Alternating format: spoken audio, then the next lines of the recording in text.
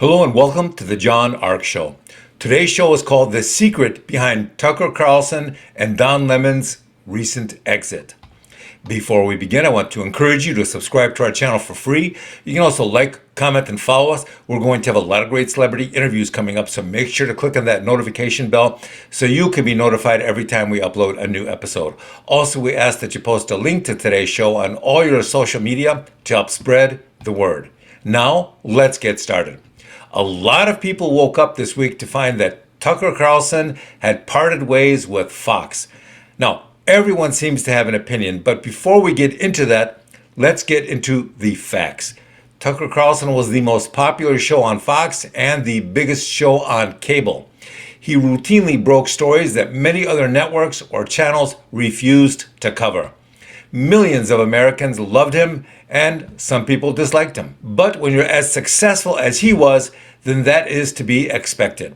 There are a lot of low information, misguided people out there whose opinions will never be changed by the facts. So, what's really going on? Well, here's the truth. When you're producing and starring in a number one show year after year, then this drives your competitors insane. They will create constant rumors and lies designed to diminish or destroy your audience. That's just how it is. There was also another reason he parted ways with Fox. Fox settled a lawsuit recently. Dominion sued them and forced them to settle.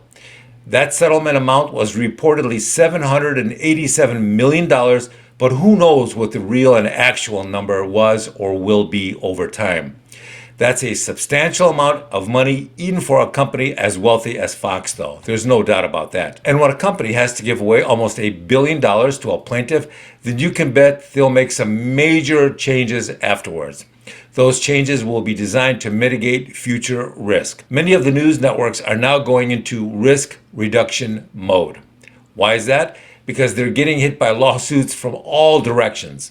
If one of their employees so much as smiles at another employee, then that generates constant sexual harassment lawsuits, and guess what?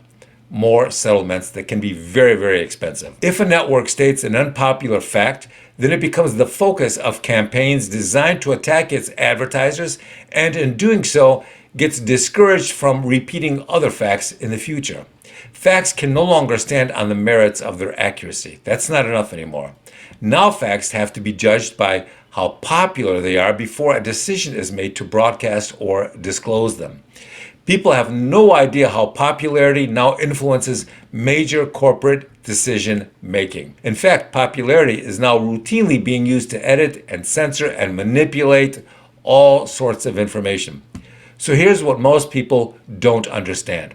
Popularity is not organic or natural anymore.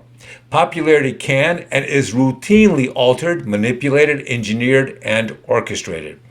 There are entities out there that can be paid to make literally any popular or unpopular more popular or less popular. It's a massive industry in which billions of dollars are spent.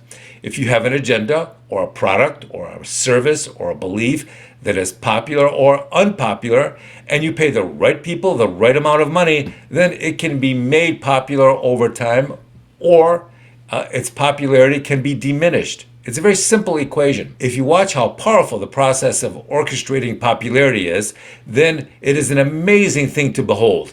It's like a form of slow motion brainwashing. Years ago, the cigarette industry paid doctors millions of dollars to go on TV commercials and start telling America that smoking cigarettes was really good for their health. Good for you. And guess what happened? Over time, countless people around the world started smoking. Now, if you think about it, then you would realize how disgusting the idea of ingesting cigarette smoke into your lungs really is. It's really bad for you, and it can kill you. Yet millions of Americans and people around the world were convinced to try it. The fact that Tucker Carlson parted ways with Fox is not what matters. What's really interesting is why they parted ways. Who funded the campaign designed to separate them from their networks? What was their agenda? How did they benefit from this? What will change when their replacements are brought in? So you have to ask the same questions. Who benefited from Don Leming's parting with CNN? Who benefited from Tucker's parting with Fox? What was their agenda? And how did they benefit from their leaving?